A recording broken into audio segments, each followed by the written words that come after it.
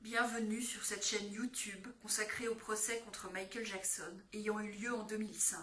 Sur cette chaîne, je résume le procès jour après jour en m'appuyant sur la retranscription du procès venant du tribunal de Santa Maria en Californie. Si vous ne l'avez pas déjà fait, je vous recommande fortement de visionner mes vidéos précédentes afin d'avoir une vision précise du déroulement de ce procès et de prendre connaissance de l'ensemble des informations. Dans la vidéo d'aujourd'hui, je vais résumer le déroulement du procès le 15 mars 2005, 11e jour du procès après la sélection du jury. Cette journée de procès commence avec la suite du contre-interrogatoire de Gavin Arvizo. Mesereau fait remarquer que, pendant les auditions devant le grand jury, Snedden avait dit à Gavin qu'il ne devait pas parler aux médias, et Gavin avait répondu « Oh mec, j'allais faire une conférence de presse ». Mesereau demande pourquoi. Gavin dit que c'était probablement une blague. Mesereau commente « Donc, vous êtes devant le grand jury de Santa Barbara parlant de cette affaire et vous faites une blague ». Et Gavin répond « Oui ». Gavin admet que le chauffeur Gary Hearn, qui travaille pour Michael Jackson, l'a parfois conduit en voiture. Il admet que la famille Arvizo est amie avec un policier, Andrew Lassac, et qu'il n'a pas le souvenir qu'Andrew Lassac ait été contacté pour se plaindre de séquestration ou de maltraitance. Mesereau dit que l'employé de Neverland, Shane Meredith, a surpris Gavin avec une bouteille ouverte à Neverland, alors que Michael Jackson n'était pas là. Gavin le nie. Gavin nie avoir demandé de l'argent à Chris Tucker et nie lui avoir dit qu'il n'avait pas eu d'argent lors d'une collecte à The Loaf Factory. Il dit qu'il ne se souvient pas avoir demandé lui-même à Chris Tucker de les emmener en avion pour rencontrer Michael Jackson à Miami et affirme que c'était un arrangement après que Michael Jackson lui avait téléphoné. Il dit qu'il ne se souvient pas si sa mère et lui avaient demandé de l'argent à l'actrice Vernie Watson. Il admet qu'il est allé à un rendez-vous chez le dentiste à Solvang en février 2003 pour faire enlever son appareil dentaire et que les Arvizo ne se sont pas plaints chez le dentiste d'être séquestrés. Il affirme qu'on voulait les garder tous ensemble avec sa mère, son frère et sa sœur. Il admet qu'il est sorti avec Michael Jackson à Toys R Us avec des fans et qu'il ne s'est pas plaint d'être soi-disant séquestré parce qu'il était content d'être à Neverland. Il précise que c'était sa mère qui était inquiète et que lui s'amusait à Neverland. Il admet que même si sa mère était inquiète, elle est revenue plusieurs fois à Neverland après ses évasions. Mesereau montre le livre d'or de Neverland, qui comporte une inscription sur la couverture. Gavin dit qu'elle a été faite par son frère Starr. Mesereau montre une photo d'un mannequin avec lequel Michael Jackson aurait simulé du sexe, d'après Gavin et Starr. Mesereau fait remarquer que ce mannequin représente une jeune cousine de Michael Jackson. Mesereau fait remarquer que quelqu'un a dégradé le mannequin avec un marqueur au niveau du vagin. Gavin dit qu'il ne sait pas qui l'a fait, malgré les questions insistantes de Mesereau qui sous-entend qu'il le sait. Gavin admet qu'il savait que Michael Jackson était atteint de vitiligo, une maladie de peau qui détruit les pigments de la peau. Il dit qu'il ne savait pas que Michael Jackson avait des traces brunes visibles sur la peau qu'il couvrait avec du maquillage et qu'il croyait qu'il était tout blanc. De nouveau interrogé par Snedden, Gavin admet qu'il était en colère contre Martin Bashir en allant à Miami. Il affirme que maintenant il n'a plus de problème de discipline en classe et ne participe plus à des bagarres. Il dit qu'après le départ de son père, il pleurait toutes les nuits et que ce n'est plus le cas maintenant car il a son beau-père. Il affirme qu'il avait dit à M. Alpert que Michael Jackson ne lui avait rien fait de sexuel parce que les autres enfants se moquaient déjà de lui suite au film de Bashir en le désignant comme l'enfant qui a été violé par Michael Jackson. Gavin affirme que Frank Evigny lui avait apporté sa valise avec ses affaires après son départ de Neverland et qu'il manquait des vêtements et notamment un pantalon, car le pantalon de quelqu'un d'autre avait été mis à la place du sien. Il raconte une histoire selon laquelle il avait mis ses sous-vêtements sales dans un panier à linge à la demande de Michael Jackson et ne les avait jamais récupérés. Snedden demande à Gavin comment il voit Michael Jackson maintenant et Gavin répond « Je ne l'aime plus. Je ne pense pas qu'il mérite vraiment le respect que je lui donnais et en tant qu'homme le plus cool de la Terre. » L'accusation appelle comme témoin l'officier Terry Fla, qui travaillait pour le département des shérifs du comté de Santa Barbara avant d'obtenir un poste à Santa Maria. Il dit qu'il avait reçu 2 demandes d'enquête à son bureau le 20 février 2003, l'une concernant le bien-être des enfants de Michael Jackson, l'autre sur Gavin, Starr et Devlin Arvizo, suite à la diffusion du film de Bashir. Ensuite, le 24 février 2003, il a appris que le département des services de l'enfant et de la famille avait déjà interrogé les enfants Arvizo le 20 février 2003 en envoyant 3 assistantes sociales. Le rapport du département des services de l'enfant et de la famille lui a été lu le 10 mars 2003 par une responsable du département. Il a aussi eu une conversation avec David Arvizo le 13 mars 2003. L'investigation a été close. La première demande d'enquête venait de Carole Lieberman. Robert Sanger fait remarquer qu'elle n'avait jamais rencontré Michael Jackson ni ses enfants. Terry Fla n'était pas chargé de cette première investigation.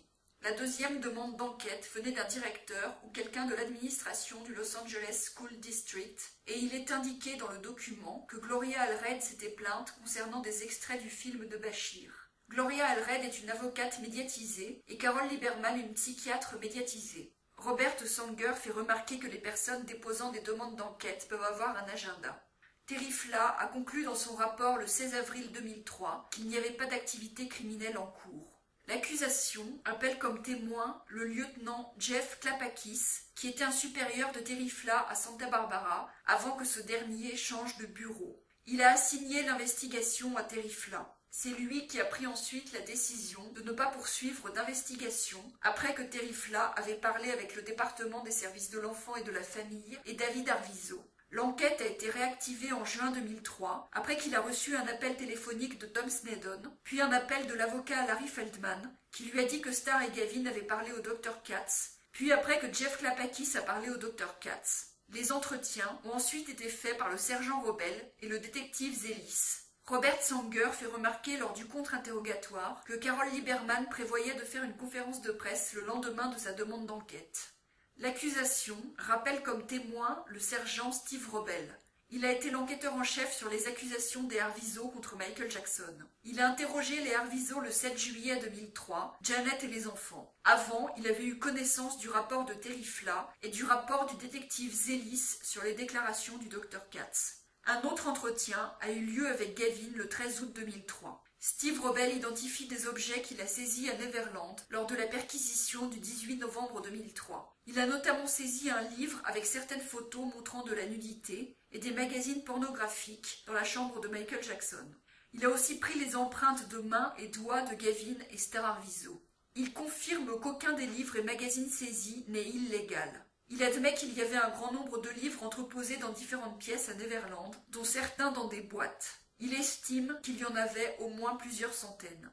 Robert Sanger fait remarquer que le livre saisi, un livre de Bruce Weber, The Chop Suey Club, avait été envoyé à Michael Jackson par Bruce Weber lui-même, qui est un photographe ayant déjà photographié Michael Jackson. Steve Robel confirme qu'aucun témoin n'a affirmé avoir vu ce livre. Steve Robel confirme que Larry Feldman a appelé Tom Sneddon le 13 juin 2003. Il confirme que la maison de Hamid Mosley et le bureau de Bradley Miller avaient été perquisitionnés aussi le 18 novembre 2003. C'est donc avec ces perquisitions que la police a pu découvrir l'interview des Arvizo enregistrée par Bradley Miller et la vidéo des Arvizo tournée chez Hamid Mosley. Steve Robel affirme que des centaines d'objets ont été saisis à Neverland pendant la perquisition. Le 19 janvier 2004, les Arvizo ont regardé la vidéo filmée chez Hamid Mosley avec la police. L'enregistrement de l'entretien des Arvizo avec Bradley Miller a été trouvé par la police le 18 novembre 2003, mais la police n'a pas pu écouter cet enregistrement avant 2004. Le 19 janvier 2004, les Arvizo se sont mis à raconter à la police qu'ils avaient été forcés de dire des choses par Dieter Wiener dans la vidéo chez Hamid Mosley. Steve Robel confirme que dans ses interviews avec la police le 7 juillet et le 13 août 2003, Devlin Arvizo avait attribué le comportement violent de Gavin à ce qui s'était prétendument passé à Neverland. Steve Robel confirme que Gavin a attribué pour la première fois la déclaration sur la masturbation à Michael Jackson au moment du procès, alors que le 13 août 2003, il l'avait attribué à sa grand-mère. Le 7 juillet 2003, Gavin avait accusé Michael Jackson de l'avoir masturbé 5 fois. Il avait affirmé que c'était pendant les derniers jours où il restait à Neverland.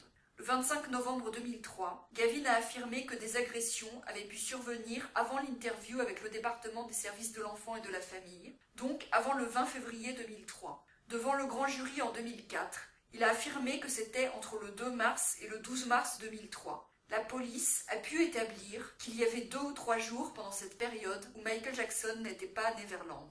Robert Sanger fait remarquer que Starr avait dit le 7 juillet 2003 qu'il avait vu Gavin dormant en pyjama et Michael Jackson touchant ses sous-vêtements. Le 13 août, que Gavin portait un boxer, et le 25 novembre, il a dit que Gavin était en sous-vêtements. Starr avait affirmé le 25 novembre 2003 que cette scène avait eu lieu 5 jours ou une semaine après le 20 février 2003. Robert Sanger fait remarquer que dans l'interview de Stanley Katz par Paul Zellis, il n'y avait pas de mention d'une seconde scène de masturbation vue par Starr. Mais le 7 juillet 2003, Starr avait parlé d'une deuxième scène de masturbation devant la police. Robert Sanger lit une citation de Steve Robel le 7 juillet 2003, où il disait au Arvizo « Vous faites une bonne chose.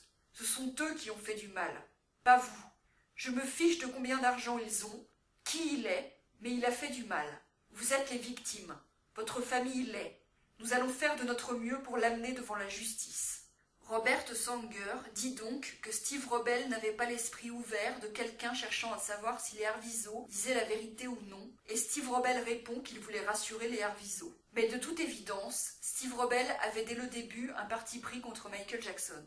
C'est ici que se termine ce résumé de la journée de procès. Si vous voulez lire la retranscription du procès, vous trouverez le lien de la retranscription sous la vidéo. Si vous appréciez mon travail, je vous encourage à vous abonner, à liker la vidéo et à la partager.